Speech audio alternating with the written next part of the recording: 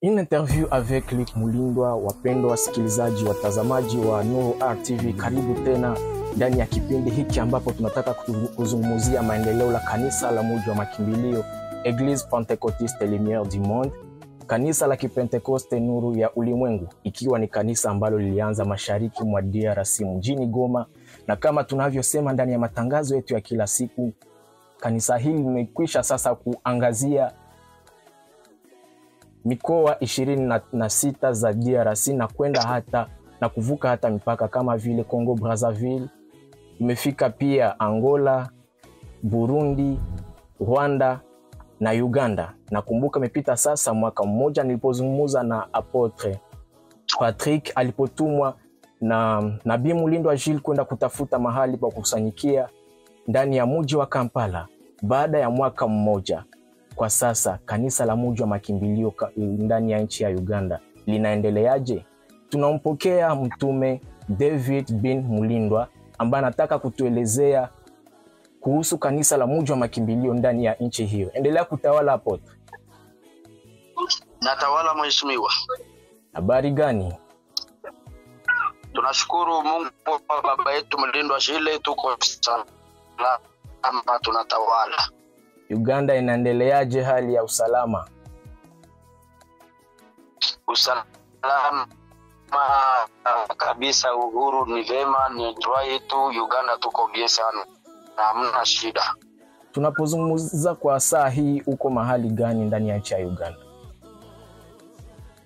Kwa sasa kati ya nchi ya Uganda niko mkapitali yenyewe direct Kampala. Kampala. Merci beaucoup. Sasa kanisa la Mji wa Makimbilio lilianza wakati gani ndani ya nchi ya Uganda? Mji wa Makimbilio kati ya nchi ya Uganda ilianza mwaka 2019. 2019. Na hapo tulipoanza tulianzia mahali gani? Mji wa Makimbilio ya kwanza ilipoanzia kufronti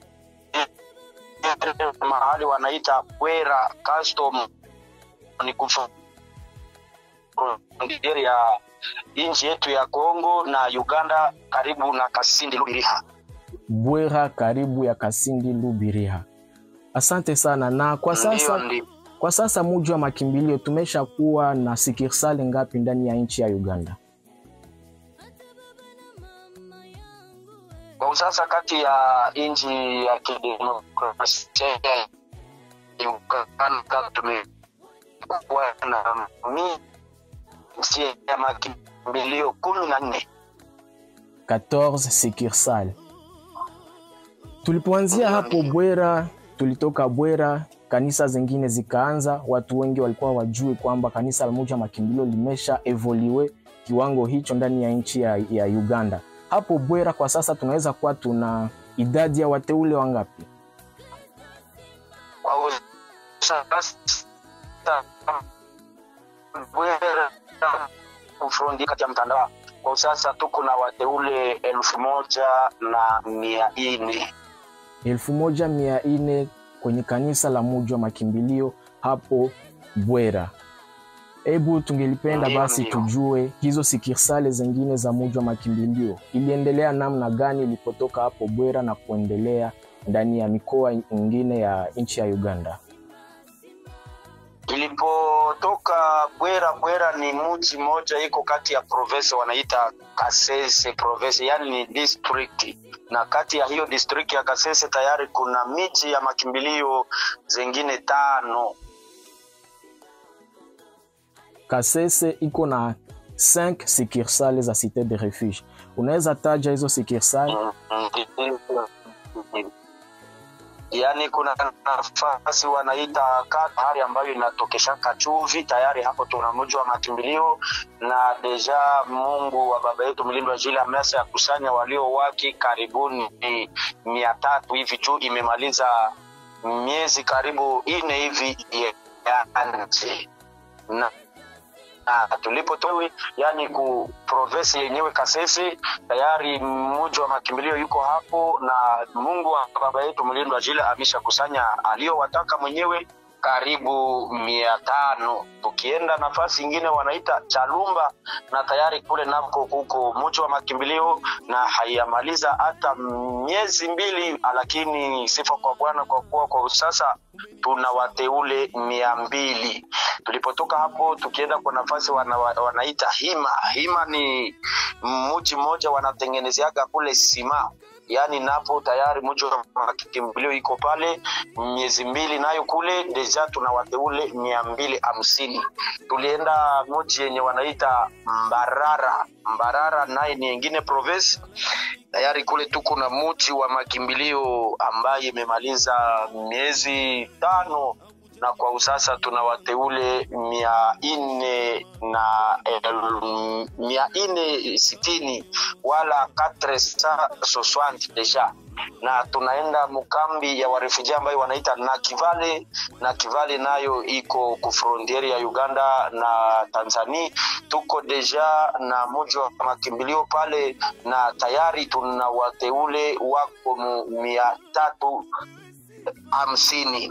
Tunashukia kuna nafasi wanaita Rwamwanja nayo ni kambi ya warefugee imemaliza tu mwezi 1.5 yanje, na kwa sasa tuna wateule 150 mwezi 1.5. Tunapandia sasa kapitale Kampala kwenyewe. Sifa kwa Bwana kwa kuwa mji wa makimbilio shakaanja tayari kwa njia ya kwenda kwa aeroport kubwa ya nchi ya Uganda, na ile fasi wanaita Freedom City, nyuma ya Freedom City hotel kubwa ambayo iko Mukambala, na tayari hapo tuna wateule 340 miezi karibu 2.5-3 hivi. Nasikia Apotre David, nasikia kwamba kuna kanisa ambazo zimefanya kama vile tu miezi 2 pekee, miezi 3 unakuta kuna idadi ya wateule 200, 400. Japokuwa kuna makanisa mengi sana ambayo najua wanaweza anza wanafanya hata miaka 5 hawajafika hata idadi ya watu 100. Siri ni gani ambayo inafanya watu waje kwa wingi kumji wa makimbilio? Asante sana bwana mheshimiwa journalist wetu. Siri moja kati ya nchi ya Uganda ni kwamba mji wa makimbilio ilikuja kuta watu washakateseka sana kati ya nchi ya Uganda, na kati ya kuteseka sana kwa uhakika tu kuna Mungu wa kweli ambaye anajibu.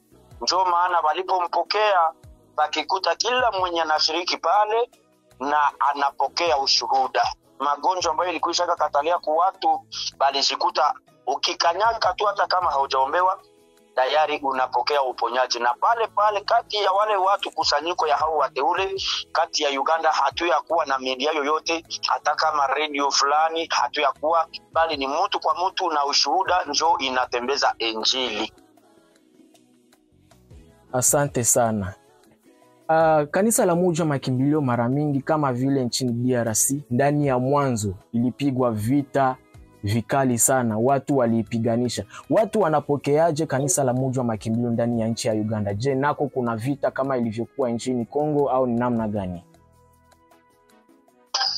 Tunashukuru sana kwa kuwa vita si vyetu, vita ni vya Kristo. Tulipopokea mji wa makimbilio kati ya nchi ya Uganda, kwa uhakika vita ambayo tulipitia haikukuwa sana ya gouvernement wala ya government wala ya utawala, kwa kuwa kanisa la mji wa makimbilio lao linafunzaka sana watu kutembea na utawala.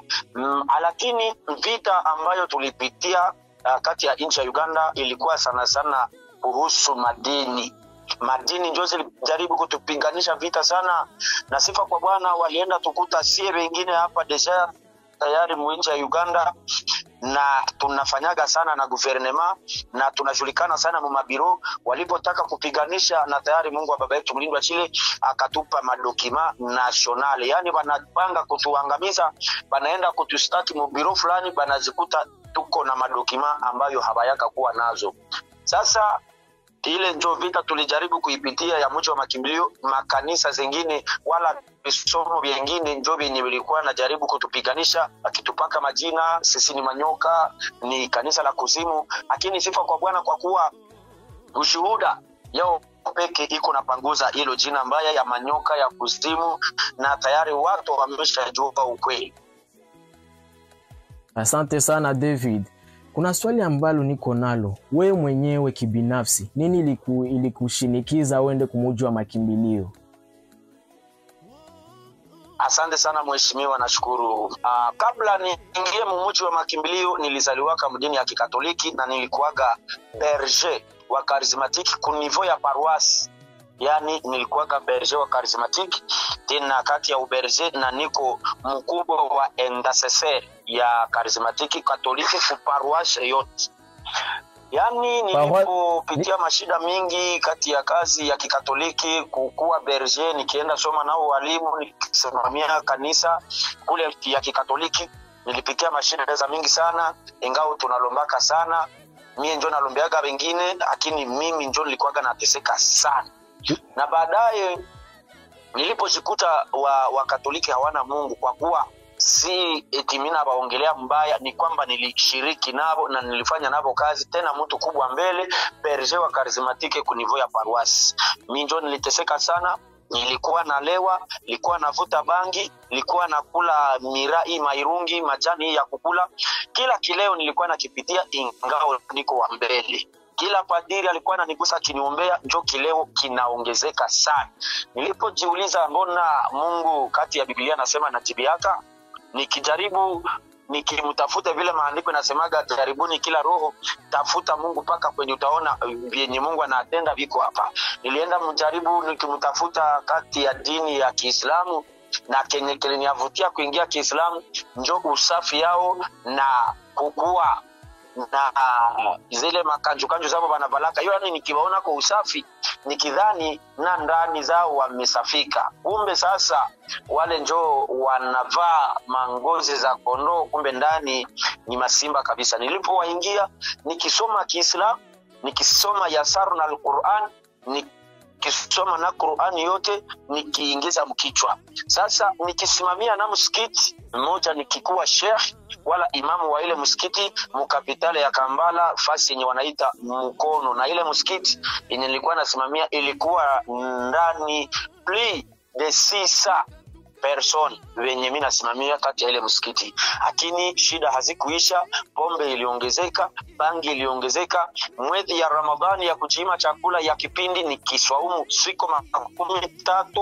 36, yani wa kawaida wanaswaumu siku 13, lakini washeikh wakubwa tunaongezaga siku 6, nayo wanaita sitat.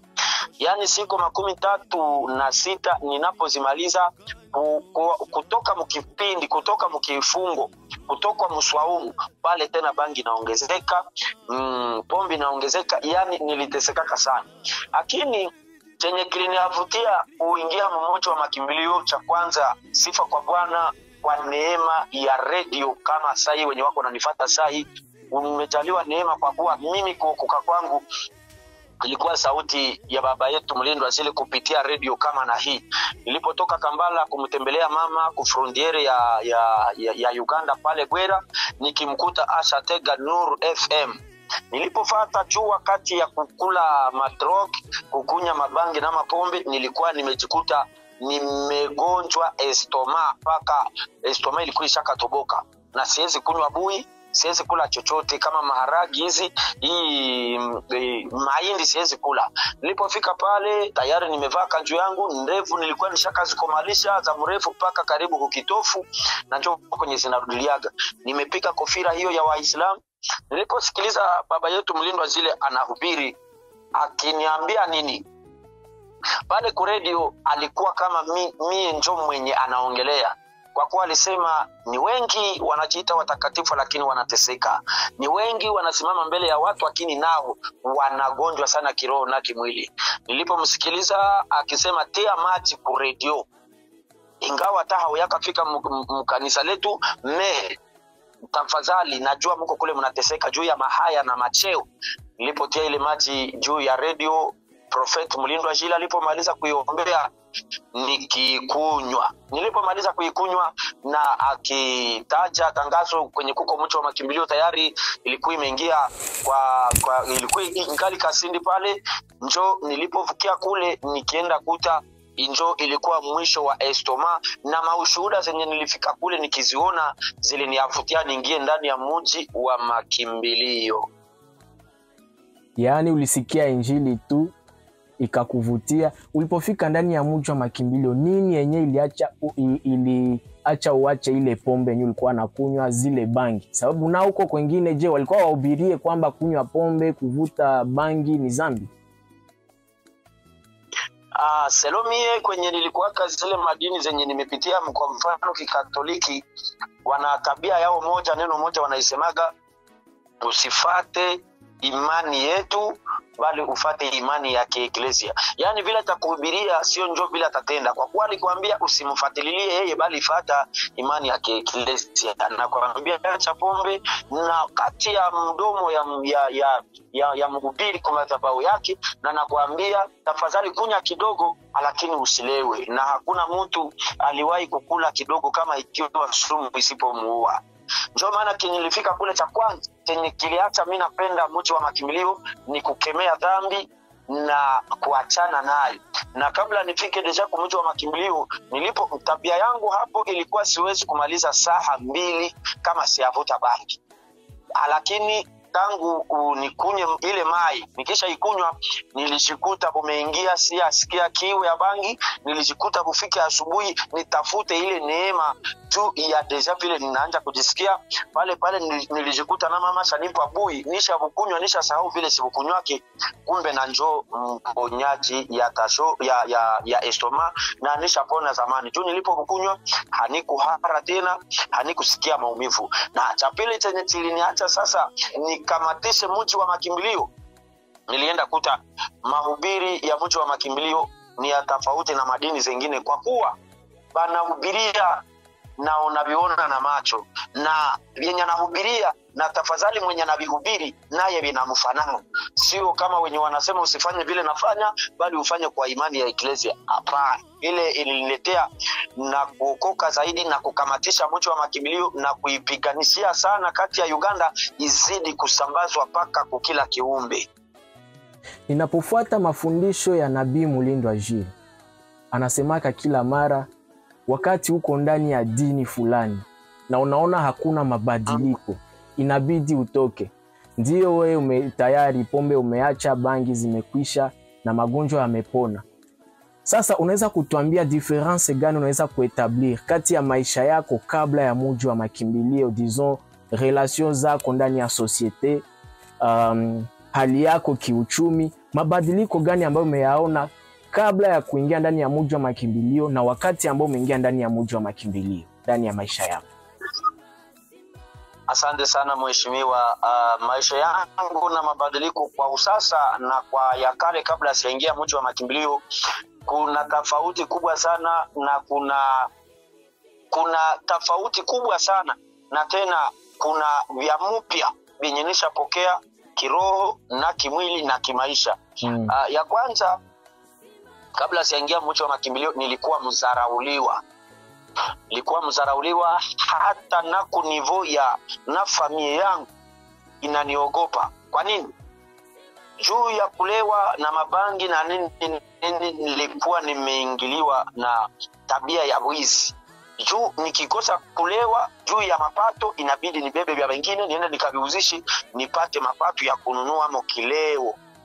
Sasa wale wenye nilitabishaka juu ya kuwaibia vitu vyao, balipo niona habasikie tena fraction, sifungiwi tena, baikalake murenio juu ya kuongelea fraction fulani yenye nilikata, wao peke wanamsifu Mungu ambaye amenibadilisha. Cha pili, selo mie na guvernema nilikuwaga hadui. Juu nilikuwa nikivuta mabangi, selo guvernema ya Uganda wanawindaga wavuta bangi, na nilikuwa wa mavita sana na polisi na serikali. Kwa usasa tena kupitia mji wa makimbilio nimejikuta tena mimi njo nimekuwa rafiki yao sana, kutengeneza madosie fulani, tunahitaji karatasi fulani ya kanisa, tunahitaji hivi, tena mimi njo nimejulikana sana kati ya guvernema ambayo kale nilikuwaga adui wao, kwa usasa nimekuwa rafiki yao. Chengine, nilikuwaga napoteza pesa sana kupitia magonjwa, lakini depo ningie mji wa makimbilio sina pesa tena, yote nishakatokisha kuhusu kuenda tibu magonjwa kwa kuwa nishaka pona. Ndio maana tofauti ni ya mingi sana. Kuna wenye walikuwa wananiona wanafunga milango zao, wanajua hapa tena bandi wala mwizi amefika. Kwa usasa wananiachia na mafunguo, mimi nashiriki nao, mimi nacheza nao. Yani Mungu anaonekana ndani yangu na ndani ya wale wenye walikuwa wananiona vile nimeharibika, na wao peke wako na sifu jina la Mungu wa baba yetu mlindwa zile kwa kuwa amenitengeneza. Asante sana Bwana David. Unaweza tutajia wa mitume ambao wanasimamia hizo kanisa za mji wa makimbilio ndani ya nchi ya Uganda? Asante. Kwa sasa Bwera kufrontier inasimamiwa naye mpendwa Jackson Wambale Jackson, ako pale, na mji wa makimbilio Chalumba inasimamiwa naye Roche Victoire. Katwe pale kubahari inasimamiwa naye Lawi Uzima. Kasese Msandrale inasimamiwa na Bienfait Vivuya.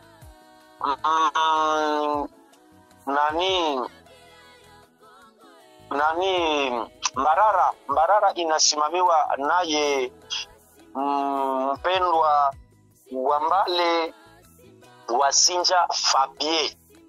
Kati ya Nakivale inasimamiwa naye mwanafunzi wa Kristo John Butimba. Kampala inasimamiwa naye Delfe Muteke, na njo mwenye Nabisai alituma mwinchi ya Uganda kama representa wake mwinchi ya Uganda, na njo mwenye na kontrole zile makanisa zote. Na kwa usasa mimi hapa nilijitupa Kampala kwenda kuongelea naye kitu fulani, kwa kuwa deja mtume wetu wa Buteke alikuwa shamtembelea Wagwera, alikuwa shatembelea kwa baba Kinshasa, na kulikuwa mariage ya mwanafunzi wa Kristo mwenye alikuwa anachunga madhabahu ya Katwe. Alienda rekipere mariage, ilimbidi mtume wa Kampala aenda akawaunganishi.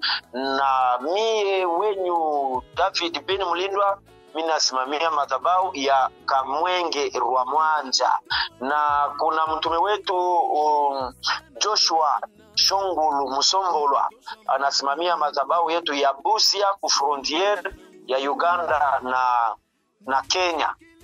Njo vile binaendelea. Na kuna mtume wetu mwenye anasimamia Arua, banamuita Victoire Ushindi, anasimamia Arua ku frontier ya Uganda na Kongo Munor Uganda. Na kuna mwingine anasimamia madhabahu yetu inyiko mu province ya Nebi, naye wanamuita jina lake wanamuita nimesahau kidogo, mwenye nasimamia district ya Nebi wanamuita Ushindi Promise, wanamuita Ushindi Promise. Na kuna mwenye nasimamia madhabahu ya Fort Poto banamuita Joel. Kuna mwenye anasimamia madhabahu ya Bundibujo banamuita Shak. Kuna mwenye anasimamia madhabahu ya Kakuka Bundibujo na ya Nyahuka. Wale bambili njo majina yao nimesahau kidogo, lakini njo vile Cité de Refuge iko nasonga mbele. Tena ile yote inasonga mbele, ingawa hatuyakuwa na media yoyote mu Uganda, ni mtu kumutu tu na injili inaendelea. Haya, asante sana Apotre David. Ndiyo kabisa. Asante mpendwa msikilizaji na mtazamaji, ilikuwa ni Apotre David bin Mulindwa nchini Uganda. Nasikia kwamba kwa sasa kanisa la mji wa makimbilio linaendelea vizuri sana nchini Uganda avec 14 succursales pour le moment. Tunakushukuru sana wewe ambaye ulibaki mwaminifu pamoja nasi. Mimi uniite Lik Mulindwa, basi tukutane tena siku nyingine nikikutakia kila laheri na fanaka. Abongi singa yo yo yo. Abongi singa ile.